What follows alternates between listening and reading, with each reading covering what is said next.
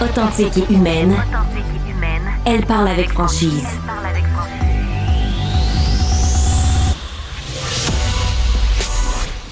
Elle traite l'information avec rigueur et efficacité. Une approche fraîchement moderne de l'actualité.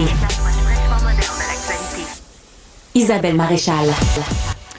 Alors, bonjour tout le monde. Merci d'être à l'écoute de cette émission. Isabelle, avec vous pour les 2 prochaines heures. On va parler de l'hôpital Maisonneuve-Rosemont, peut-être un petit peu tout à l'heure, mais on va surtout parler du Canadien de Montréal. Ben oui, c'est ça. On n'a pas gagné, mais on s'est quand même rendu en série. Et je leur parle depuis le début de ces séries, justement, à Michel Bergeron et Nicolas Cloutier, notre journaliste à TVA Sport. On va leur parler tout à l'heure dans une demi-heure. Je voulais commencer cette émission d'abord en rendant hommage aux travailleurs. C'est le 1er mai. On est... Faut quand même se péter les bretelles un peu, le courage de travailler, d'aller au bureau, d'aller au travail. Vous êtes peut-être en télétravail, mais le télétravail, c'est du travail. Et parce que quand on regarde finalement la situation du marché de l'emploi, ben avec les pressions trumpiennes et toute cette incertitude reliée aux tarifs, ça insécurise beaucoup un marché du travail qui, depuis les dernières années, a été quand même mouvementé. Et on voit aujourd'hui que la hausse du salaire minimum nous permet de revenir sur la situation des travailleurs. Vous savez que le salaire minimum passe aujourd'hui à 16,10 $. C'est une augmentation quand même importante là, depuis les dernières années. Ça a été même plus rapide que l'indice des prix à la consommation depuis les dernières années. Il y a eu des rapports qui nous l'expliquent bien. Mais en regardant tout ça, je me posais la question, est-ce que finalement, ça nous permet de parler de la situation de l'ensemble des travailleurs? Et surtout, ce qui m'intéresse le plus, c'est des classes moyennes. Qu'est devenue la classe moyenne à travers le travail? On va en parler avec des invités que je vous présente tout de suite. Jacques Letourneau, qui est avec nous, que vous connaissez bien, syndicaliste. Merci d'être là. Ex-syndicaliste, aujourd'hui grand observateur de la chose politique. Merci d'être là, Jacques. Merci, Isabelle. Nathalie Gay, qui est directrice générale de l'Observatoire québécois des inégalités. Merci beaucoup, Nathalie, d'être là. Merci à vous. Nous travaillons ensemble, bien proche du micro, Nathalie, merci, ça va être mieux. Alors, qui dit 1er mai dit augmentation du salaire minimum. Cette année, il passe de 15,75 à 16,10 $. Votre réaction à chaud là-dessus, Jacques? Ouais, ben à chaud, moi j'ai passé quand même plus de 20 ans de ma vie dans le mouvement syndical. Je suis arrivé à CSN en 1993, le salaire minimum était à 6,55 $. Je suis tombé en bas de ma chaise, d'ailleurs, en relisant ça un matin. Je me suis dit, ouf, c'était quand même pas très élevé. Bon, évidemment, ça fait quasiment 30 ans, mais ça a toujours été une revendication de rehausser le salaire minimum dans le mouvement syndical, dans le mouvement populaire. Puis, même s'il y a toujours eu des efforts de fait, on a toujours été un peu sur notre appétit parce qu'encore un matin, tu as raison de le mentionner, c'est une hausse quand même qui est pas rien, qui est considérable. Mais quand tu regardes ce que ça coûte réellement, hein, tu as vu là, le tribunal du logement là, qui a autorisé une hausse des loyers de 5,9 % cette année. Bon, comme les auditeurs, comme toi, comme Nathalie, on va à l'épicerie, là, 2, 3 sacs d'épicerie, ça coûte 150, 200 piastres. Puis on n'achète pas de caviar, Non, là, tu sais. exact. Fait que la question, c'est, oui, c'est bien qu'il augmente, mais il augmente pas assez. Et bon, tu sais, puis je vais finir là-dessus. Dans un premier temps, il y a 2 façons de répartir la richesse d'une société. Ou bien tu montes les salaires des gens, ou bien donc tu mets en place des politiques publiques, des logements sociaux, ou une fiscalité plus équitable. Mais il n'y a pas 55 000 façons de permettre au monde de vivre dignement. Et manifestement, cette hausse-là est pas suffisante. Oui. Nathalie Gay, vous êtes directrice générale à l'Observatoire québécois des inégalités. Vous vous intéressez beaucoup justement aux classes moyennes, entre autres, aux égalités entre les travailleurs, différentes couches de la population. On a travaillé ensemble d'ailleurs sur des dossiers de classe moyenne au cours des derniers mois. Est-ce que vous estimez que c'est suffisant, cette hausse là, pour le moment? C'était nécessaire, mais elle est relativement correct, considérant la situation économique actuelle? Ça dépend sur quoi on se base. Si l'objectif, là, comme le poursuit le gouvernement, est d'arriver à 50 du salaire moyen au Québec, on est sur cet objectif-là. Jacques a mentionné la hausse des prix des loyers. Il faut savoir que l'IPC, OK, la composante du logement, en fait, des loyers, a augmenté de 8 l'année dernière. L'indice des prix à la consommation. C'est ça, exactement. Et aujourd'hui, on va publier un article avec des données qui viennent de sortir de l'enquête canadienne sur les revenus qui démontre que l'insécurité alimentaire a progressé beaucoup entre 2022 et 2023. C'est maintenant 1 personne sur 5 au Québec qui est en insécurité alimentaire et ce sont les formes les plus graves de l'insécurité alimentaire qui augmentent le plus. 40 d'augmentation d'une année à l'autre entre 2022 et 2023. On a un auditeur qui nous écrit 15,75 ou 16,10 pardon, mais l'augmentation, ça fera pas grande différence avec le coût de la vie qu'on est obligé de subir. Je pense qu'il y a beaucoup d'auditeurs qui doivent se sentir comme ça. D'ailleurs, je vous donne notre numéro de téléphone tout de suite pour nous joindre si vous voulez témoigner de votre situation. 1-877-827-2346. Par texto, vous faites le 187 Cube Radio. Je vous pose une question, en fait, c'est est-ce que vous arrivez à joindre les deux bouts et surtout, comment arrivez-vous à joindre les deux bouts? Parce que c'est toujours ça, moi, qui m'intéresse. Comment les gens, les travailleurs de la classe moyenne, des classes moyennes, on devrait dire, on sait maintenant, Nathalie, qu'il y a plusieurs classes moyennes, il n'y en a pas qu'une. Peut-être nous faire peut-être un petit cours classe moyenne 101. C'est quoi les classes moyennes? Bien, c'est-à-dire que si on regarde au niveau des définitions, on peut avoir une définition basée sur le revenu. Par exemple, dans nos travaux, on a utilisé la définition de l'OCDE qui va placer la classe moyenne entre 75 et 200 du revenu médian après impôt. Par contre, il y a plusieurs personnes qui vont s'identifier à la classe moyenne, même s'ils n'en font pas partie. Donc, on a toujours une composante d'auto-identification à la classe moyenne. On a aussi des définitions plus sociologique ou basé sur le type de profession. Mais par contre, je vous rappelle, quand j'étais venue vous rencontrer la dernière fois, on avait regardé que même parmi la classe moyenne, l'augmentation de l'insécurité alimentaire, elle était très importante d'une année à l'autre. 122 d'augmentation pour les gens dans la classe moyenne d'insécurité alimentaire. C'est pas rien. L'alimentaire, tout à l'heure, Jacques, tu parlais du logement. On l'a vu avec l'étude de l'IRIS là, qui est sortie hier, je pense qui disait qu'aujourd'hui, le revenu viable est beaucoup plus... Tu sais, le minimum de revenu viable, ça veut dire quoi? Ça veut dire, c'est quoi le minimum que ça prend aux gens là, pour payer leur bouffe, leur loyer, leur voiture? Minimum vital, mettons. Là. Évidemment, tu as minimum vital juste avant d'être dans la rue, puis tu as le revenu viable. C'est quand tu travailles, ça te prend combien pour être capable de payer tes factures?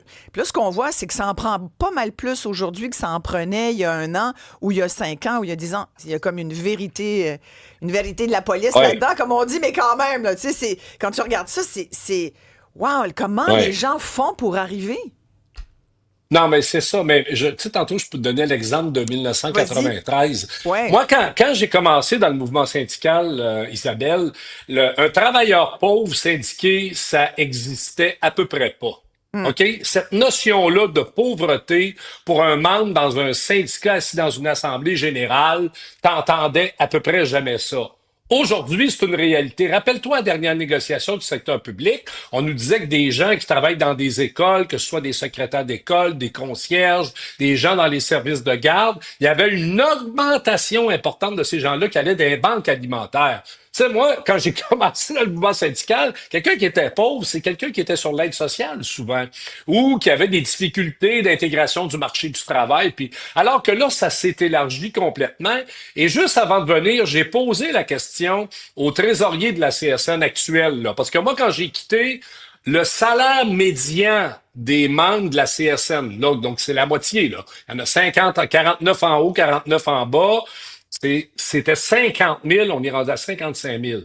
C'est pas des barges, là. Ouais, donc, il y en a des travailleurs syndiqués au Québec en masse qui gagnent en bas de ça, y compris de ce que Iris a publié hier, qui était autour à peu près de 48 000. Donc, des travailleurs pauvres selon le qui lieu travaillent à plein temps. Ouais.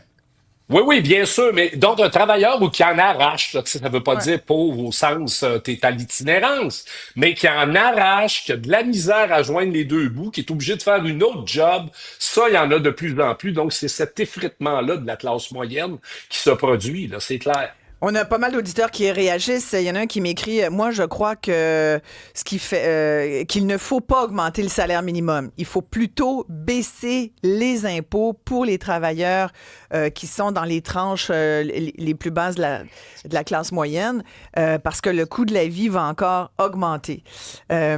Il y a un autre auditeur qui dit ça devient un cercle vicieux. Plus les salaires augmentent, plus les prix augmentent. Les entreprises ont des profits nets de 2 %. S'ils doivent en plus augmenter les salaires, ils doivent augmenter les prix. C'est vrai qu'en général, à chaque augmentation du salaire minimum, on entend entre autres la FCEI, la Fédération canadienne de l'entreprise indépendante, ou le Conseil du patronat, ou des employeurs dire, bon, ben le coudonc, c'est une pression de plus sur moi, sur mon entreprise. On évalue que ça va coûter au PME en moyenne 832 $ de plus par employé. C'est sûr que c'est pas rien, mais moi, j'ai l'impression qu'on a tellement de pénurie de main-d'œuvre, je sais pas comment vous voyez ça tous les deux, mais on a tellement de pénurie de main-d'œuvre, j'ai l'impression que les travailleurs, les employeurs le savent, puis ils rechignent moins qu'à une certaine époque. Nathalie, là-dessus, puis Jacques, après? Bien, c'est un peu difficile pour moi de m'exprimer sur cette question-là, mais une chose est sûre, par contre, c'est que si vous avez la malchance de perdre votre logement cette année, on calcule que ça va vous coûter en moyenne 24 % de plus de loyer parce qu'il y a une pénurie qui affecte particulièrement les travailleurs dans cette situation-là. Donc, c'est clair qu'il y a certaines commodités de base. Je veux dire, le logement, c'est la base, c'est la dépense incompressible. Ouais. Donc, si ça augmente plus que l'inflation, ce qui est le cas, ben ça affecte beaucoup le pouvoir d'achat des travailleurs et des travailleuses là, qui, après, n'auront pas l'argent pour répondre à leurs besoins de première nécessité. Jacques, peut-être un petit mot là, sur les employeurs face à l'augmentation du coût de la vie. Oui. Ben, moi, je vais peut-être te surprendre, mais je suis pas du tout insensible à l'argument, surtout des petites entreprises, des PME. J'ai souvent fait ce débat-là avec Martine Hébert, que tu connais bien. Je l'ai déjà même fait à ton micro. Sénatrice à l'époque où Martine était... Oui, Madame la sénatrice, c'est ça. Alors donc, à ton micro, tu étais à la FCEI, moi j'étais à la CSN, et elle jouait plus sur la fiscalité en disant, ben, faudrait peut-être augmenter le montant de base d'exemption, il faudrait peut-être que, tu sais, de 0 à 50 quelques mille, là, la première tranche de fiscalité, on devrait peut-être moins imposer. Puis moi je disais, ceux qui gagnent 100 000, par contre, qui gagnent 130 000, faudrait les imposer davantage, parce que tu sais quoi, si l'État revoit la fiscalité à l'avantage d'une majorité de gens qui ne gagnent pas beaucoup, ben c'est moins d'argent dans les coffres de l'État, là. Donc, c'est moins de services publics. Donc, tu sais, je veux dire, c'est... Fait que pour éviter que ça soit à quadrature, tout ça, il faut que ça soit bien équilibré, tout ça, mais il en demeure pas moins que le salaire... Moi, là, tu sais, je comprends la PME sur le coin de la rue, le dépanneur, la roulotte à patates frites, un McDonald's, Isabelle, franchement, un Walmart. Walmart n'est pas capable... Hey, Walmart aux États-Unis, là, ils payent tellement pas le monde, ils donnent des dindes à leurs travailleurs avant de partir en vacances parce qu'ils savent qu'ils payent pas assez, tu sais. Ouais, tu t'as pas dit Amazon? T'as même pas puis parlé d'Amazon, mais ils les ont toutes fermées au Québec. Exact, qui est parti. Ouais, mais qui a fait du transfert d'employés en Ontario, entre autres, transfert d'employés québécois. Mais tu sais, là-dessus, Nathalie, vous vouliez dire quelque chose? Je veux dire, par rapport à ça, on parlait de la classe moyenne tout à l'heure. Nous, ce qu'on a observé, c'est qu'en 50 ans, la taille de la classe moyenne, elle a augmenté. Mais elle a augmenté à cause des transferts gouvernementaux puis des programmes sociaux. Si on s'en tenait aux revenus du marché, la taille de la classe moyenne aurait été réduite. Donc, ce que Jean dit tantôt... Il y aurait pas mal moins de monde dans la classe moyenne. Il y aurait pas mal plus de pauvres, c'est ça que vous voulez dire aussi. C'est absolument ça que je veux dire. Donc, si on paye moins d'impôts, en fait, si l'État vient compenser, dans le fond, pour les inégalités croissantes qui sont générées par le marché, c'est beaucoup plus de dépenses aussi pour continuer à assurer l'essentiel. Oui. Ce que j'allais dire aussi, c'est qu'en lisant tout ça, tout ce dossier-là, hier, il y a quand même un ménage sur 5 qui vit sous le seuil du revenu viable. Ça fait de plus en plus de gens quand même démunis. On l'a beaucoup dit depuis les 3 dernières années. Les nouvelles clientèles des groupes de soutien alimentaire, des banques alimentaires, ce sont des travailleurs de la classe moyenne. La classe moyenne, la tranche un peu sur le bord là, d'être dans la pauvreté, mais quand même, c'est du monde qui travaille. Jacques Letourneau le disait, il y a même des syndiqués qui sont sur la ligne, là, tu sais. Alors, en même temps, tu regardes ça, puis tu dis, bon, finalement, une personne sur 2 qui travaille au salaire minimum, c'est pas tant, c'est à peu près 250 000 de Québécois, mais il y en a une personne sur 2, ça ressemble à être des étudiants. Fait que tu as des étudiants. Là, je me posais la question, y a-tu tant de gens encore que ça, finalement, qui sont payés au salaire minimum au Québec ou, finalement, je reviens avec mon affaire de pénurie de main-d'œuvre. Depuis les dernières années, on a tellement compris quand même qu'on avait besoin des bras du monde, puis de leur tête, puis que les employeurs sont peut-être, ils rechignent un peu moins à augmenter le salaire quand c'est raisonnable de leurs travailleurs parce qu'ils en ont besoin, Jacques. Ouais, ben moi, je vais toujours me rappeler, il y avait un petit restaurant italien sur Bélanger où on allait dîner, puis là, le patron qui nous aimait bien, il Ouais. dit ouais, ta revendication, là, les tourneaux à 15 piastres de l'heure, là, franchement, ben, je lui dis, comment tu payes ton gars qui lave la vaisselle? Ben, je le paye 18 piastres parce que j'ai pas personne. C'est Ah! ça. Donc, C'est ça. ma revendication de montant 15 piastres, c'est pas bonne, mais toi, t'es obligé de donner 18. Demande aux gens à Sept-Îles, partout dans les régions du Québec, comment ils payent leur monde chez McDonald's. Ils payent pas au salaire minimum en Ben passant. c'est Ils sont ça, obligés c'est de pour les ça payer que 18 piastres de l'heure. exact. Donc est-ce que le débat est véritablement là encore sur le salaire minimum ou c'est plutôt comment garder une rémunération et comment mieux rémunérer certains travailleurs qui vont avoir de la difficulté à se bouger dans l'échelle sociale, si on veut parler comme une sociologue, là, ce qu'on appelle la mobilité sociale, c'est-à-dire t'es né pauvre, mais t'espères dans la vie accéder à mieux. T'sais. Est-ce que ça, au Québec, c'est possible? Moi, je pense que ça l'est quand même grâce à l'éducation, mais est-ce que vous avez l'impression que ça, c'est fragilisé? On y pense parce qu'on va aller à la pause, mais je veux au moins donner la parole à Carole qui nous appelle. Bonjour, Carole. Oui, bonjour. Comment vous voyez ça? Je posais la question, et c'est peut-être à ça que vous voulez répondre, entre autres. Comment vous arrivez à boucler vos fins de mois? Trouvez-vous que c'est plus difficile qu'avant? Et surtout, d'abord, êtes-vous au salaire minimum? Travaillez-vous au salaire minimum? Ben moi, je travaille encore. Je vais avoir 73 ans bientôt. Et puis, je suis obligée de travailler parce que les deux pensions, la pension fédérale et la pension provinciale, ça ne me donne pas assez suffisamment pour vivre, bien vivre, si on veut. Là, je n'ai rien d'extraordinaire. Par contre, je me paye très rarement des restos. Je suis pas une fille qui sort beaucoup en rendant à mon âge. Puis, je suis très consciente. Non, je travaille pas au salaire minimum. Je gagne 30 de l'heure parce que je fais pas beaucoup d'heures. Je suis massothérapeute. Alors, à tous les matins, je péris... je sais pas qui, je lance mon message dans l'univers de continuer à être en santé et pouvoir travailler comme je le fais. Combien vous avez par mois, Carole, avec vos deux retraites? Attendez un petit peu, j'ai 1100 quelque chose du gouvernement fédéral et j'ai 700 quelque chose du gouvernement provincial et j'ai la chance d'avoir un logement qui ne me coûte pas trop cher parce que ça fait au-dessus de 30 ans que je l'habite.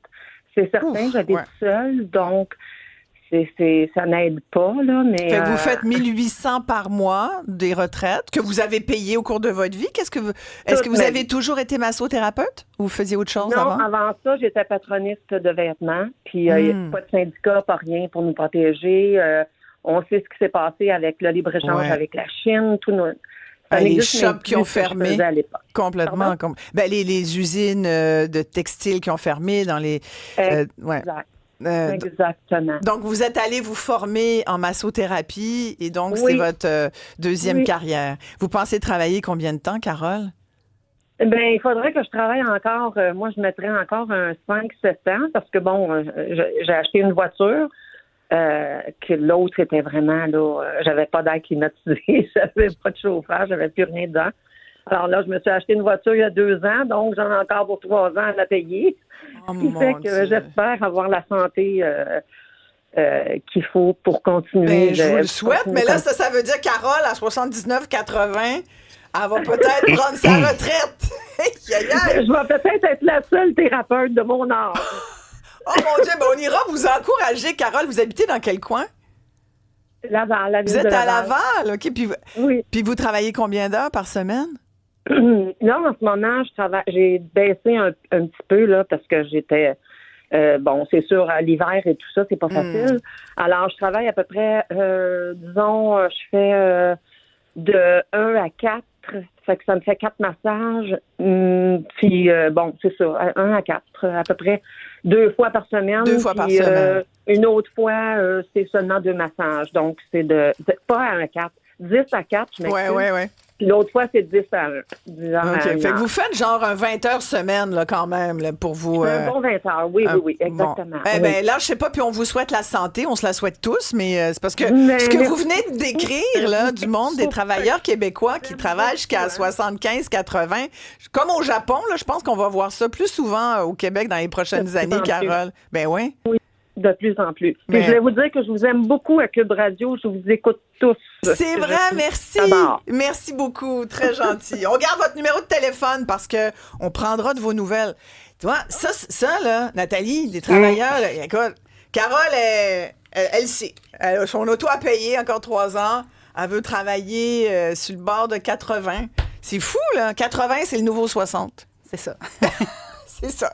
Puis 60, c'est le nouveau 40.